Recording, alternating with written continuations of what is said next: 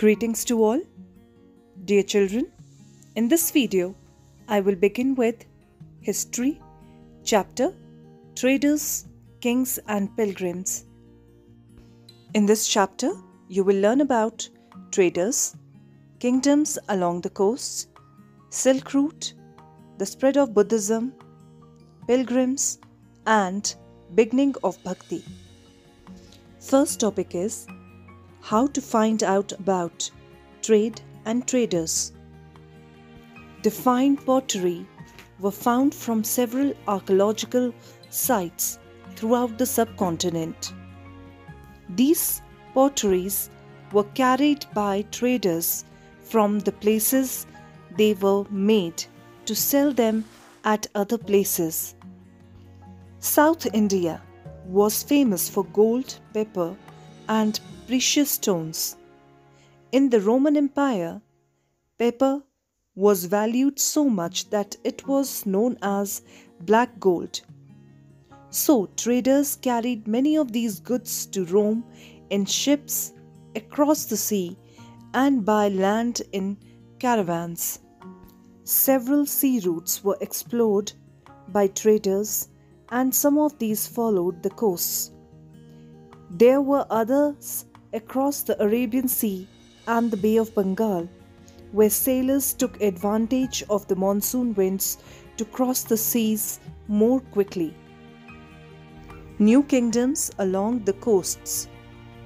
The southern half of the subcontinent was marked by a long coastline and with hills, plateaus, and river valleys.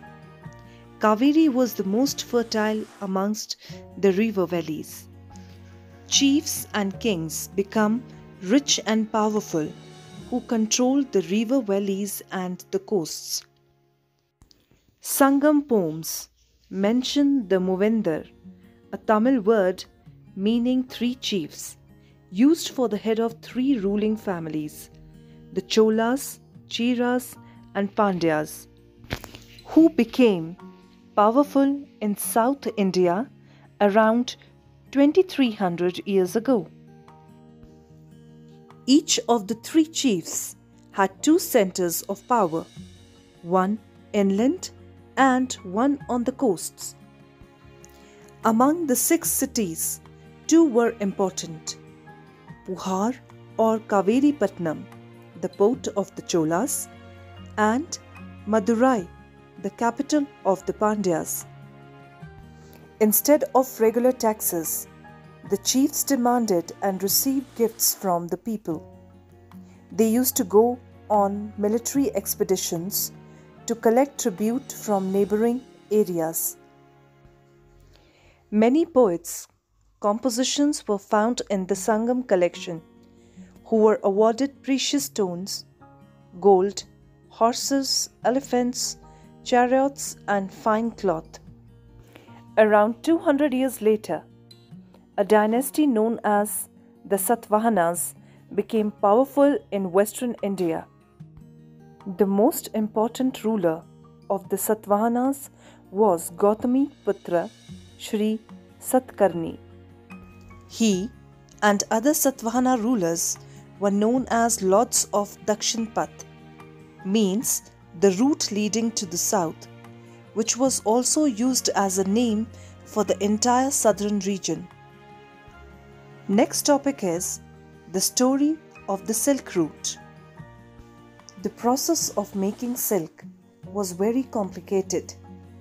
Raw silk has to be extracted from the cocoons of silkworm, spun into thread, and then woven into cloth.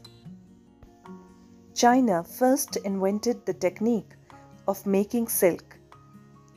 The method used by China was kept as a secret for thousands of years.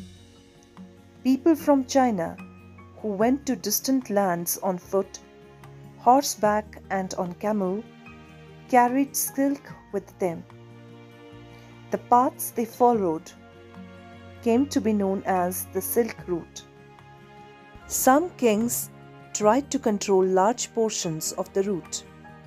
This was because they could benefit from taxes, tributes, and gifts that were brought by traders traveling along the route.